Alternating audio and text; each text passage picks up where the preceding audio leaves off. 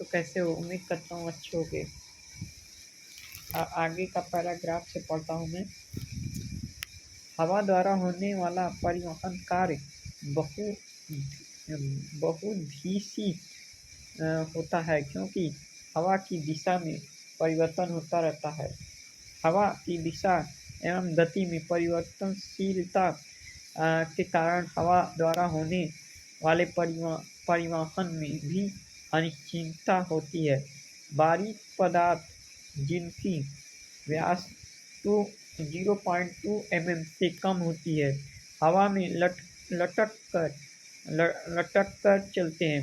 ऐसे पदार्थ के अंतर धूल धूल धूल धूल धूल धूंध तथा धुआं आते हैं। बड़े आकार वाले पदार्थ जिनकी व्यास 0.2 मिलीमीटर से अधिक होती है का परिवहन उछाल विधि द्वारा होता है, जिसके अंतर्गत पदार्थ सतह पर उछलकर आगे बढ़ते हैं। ज्ञातव्य है कि हवा द्वारा पदार्थों का उछलकर आगे बढ़ते हैं।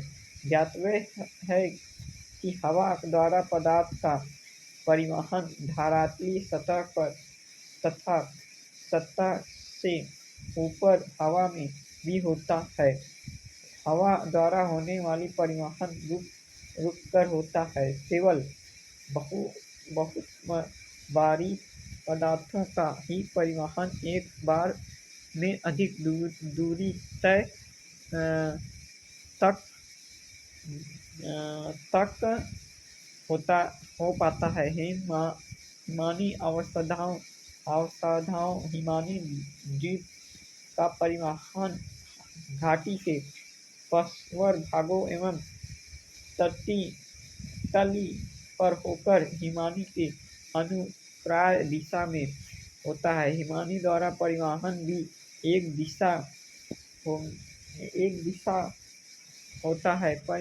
परिहिमानी प्रक्रमों द्वारा पदार्थों के परिवहन के लिए कई नामावलियों का प्रयोग किया गया है, यथात काजेली फ्लाक्सन, काजेली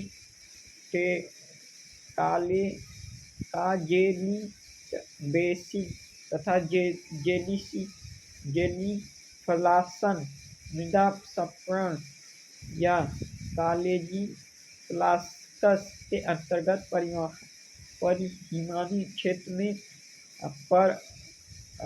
परंपरा के ऊपर सक्रिय सतह के केवल मिट्टियां के निम्न ढाल की और परिवहन को सम्मिलित किया जाता है। निरपेक्ष कार्य सरिता द्वारा परिवहन कार्य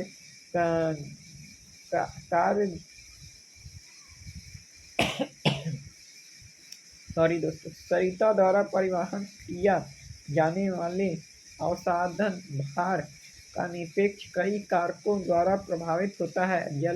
जलधारा ढाल में कमी सरिता जल के विस्तृत क्षेत्र पर फैला जलधारा धारा के प्रवास में अवरोध, सरिता के जल के आयात एवं जल विसर्जित में कमी, नहीं के प्रवास वेग में कमी, अवसाद भार में वृद्धि आदि।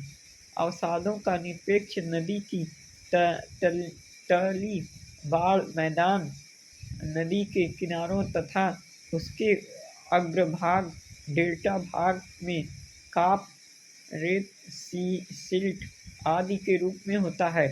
भूमिगत जल द्वारा निरपेक्ष उस समय होता है जबकि भूलक जल अत्यधिक अवसादी के कारण अति तृप्त हो जाता है। बड़े आकार वाले पदार्थों का द्रव्य निरपेक्ष हो जाता है, क्योंकि भूमि जल में गति निहायत कम होता है, जबकि जल में धूले तथा निलंबित व बारीक पदार्थों का निरपेक्ष निम्न कारकों द्वारा होता है। जल के मार्ग में रुकावट आने से उसके प्रवाह वेग में कमी के कारण जल के वाष्पीकरण द्वारा जल के आयात में कमी होने से विलयित पदार्थ एवं घोलक जल के अनुपात में वृद्धि के कारण जल की घोलन क्षमता में कमी के कारण आदि। भूमिगत जल द्वारा पदार्थों का निरपेक्ष कई स्थानों पर होता है। कंधार की फसाल पर कंधार की छत के सारे सेल की छद्दियों में आदि का कंधाराओं में सभी प्रकार के निरपेक्षों को सामूहिक रूप से स्पीलियोथेम कहते हैं, जिसका प्रमुख संगठन कैलाश साइट है। धारी धारा चूनेदार निरपेक्ष को टेवरटाइन तथा कंधरा के अग्रभाग में कोमल चूनेदार जमाव को टूफा या कालक टूफा कहते हैं। कंधरा की छत से टपकने वाले जल से अवसादों के जमाव को टिप स्टोन कहते हैं। सागरीय प्रक्रमों द्वारा होने वाला निरपेक्ष अत्यंत परिवर्तनशील एवं अस्थायी होता है, क्योंकि सागरीय अवसादों का सागरीय तरंगों द्वारा बार बार परिवहन निरपेक्ष एवं अपरदन होता रहता है।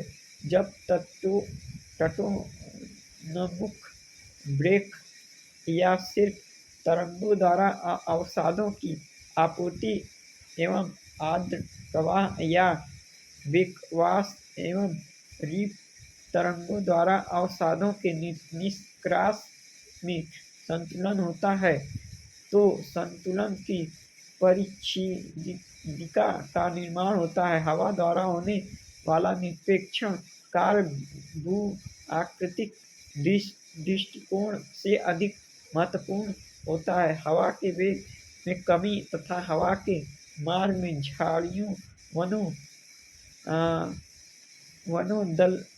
दलदलों, झीलों वाली सरिताओं आदि द्वारा व्यवधान होने से हवा द्वारा परिवहन किए जाने वाले धूलीकणों एवं रेत का निरपेक्ष बालू का स्पोक रेत छाया जब निरपेक्ष वरोध के दोनों किनारों पर होता है तथा रेत ड्रिप जब रेत का जमाव दो अवरोध के मध्य होता है के रूप में होता है।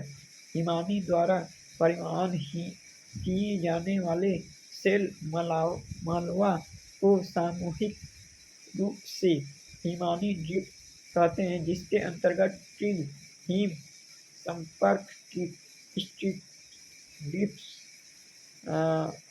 आवेक्षक आदि को सम्मिलित किया जाता है। बिना छटे हुए एवं बिना